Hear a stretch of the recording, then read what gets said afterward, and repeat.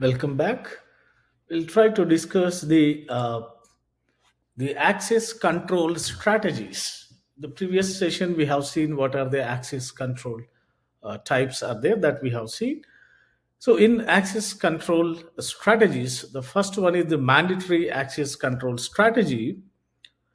So in the mandatory access control strategy, or we call it as your MAC, which restricts the actions that a subject can perform on an object.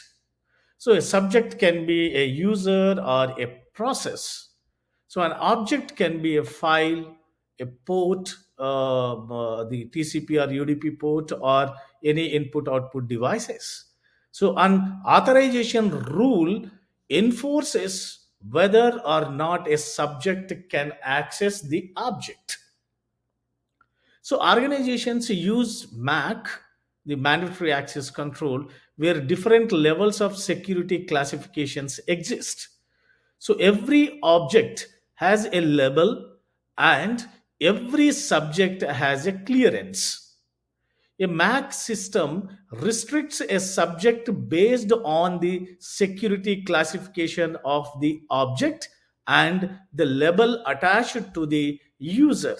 So there are some top secrets will be there. For example, take the military security classification secret and top secrets, two separate objects, suppose secret and top secret. So if a file, that is an object, is considered top secret, it is classified, labeled as your top secret.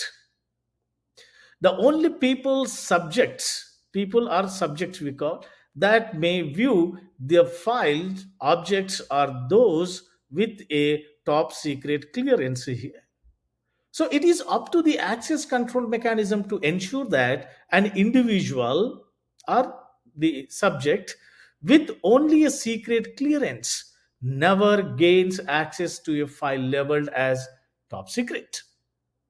So similarly, a user or a subject cleared for top secret access cannot change the classification of a file or object labeled top secret to secret.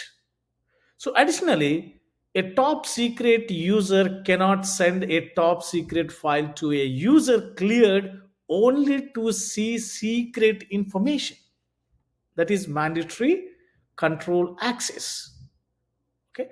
So, you will demonstrate this on the lab, uh, in the lab system. So, the another one is the the discretionary access control. So, in this discretionary access control, an object's owner determines whether to allow access to an object with discretionary access control, or we call DAC. So, DAC grants or restricts object access determined by the object's owner. So, as the name implies, controls or discretionary because an object owner with certain access permissions can pass on those permissions to another subject.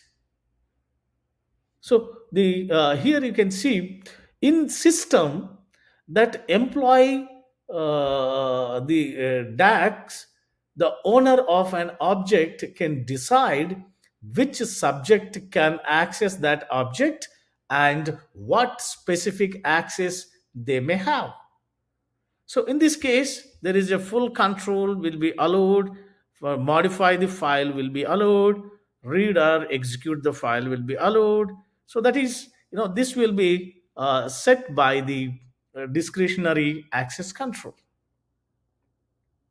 So one common method to accomplish this is with the permissions, as you can see in this diagram. So the owner of a file can specify what permissions read, write, execute, or other users may have. So access control lists are another common mechanism used to implement discretionary access control. So an access control list uses rules to determine what traffic can enter or exit a network. And you find role based access control. First one is MAC, second one is DAC, and third one is your RBAC. We see the role based access control. So this role based access control, that RBAC, that depends on the role of the subject. So that roles are your job functions within an organization, like whether you are having the administrative roles or whether you are having guest roles or whether you are having the limited privileged. So the specific roles require the permissions to perform certain operations. So users acquire permissions through their roles, what kind of role they are having in their organization. So this RBAC can work in combination with your DAC and your MAC, mandatory access control, by enforcing the policies of either one. So RBAC helps to implement security administration in large organizations with the hundreds of users and thousands of possible permissions. So organizations widely accept the use of the role-based access control to manage computer permissions within a system or application as a best practice. Another the access control strategy is your rule based access control strategy.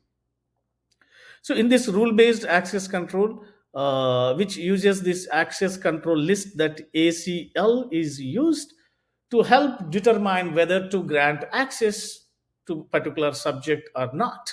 So a series of rule is contained in this access control list. As see in the here, it is time of day or group membership, creating a group of like HR group, CSC faculty group, CSC staff group, or cybersecurity college group or college of science groups like that. And the to the here the rule based access control, the determination of whether to grant access depends on these rules.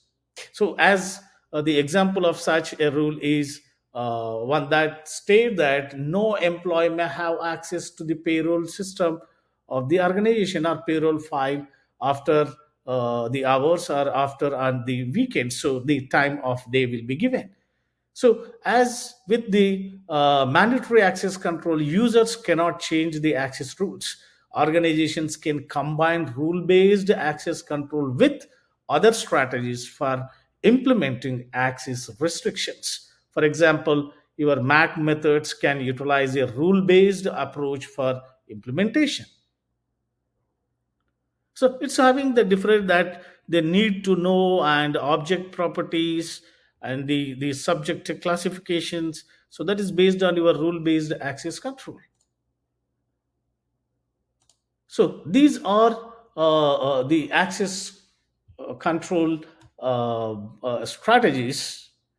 And in the next session, we'll try to discuss the access control identification, authentication, authorization, and accountability.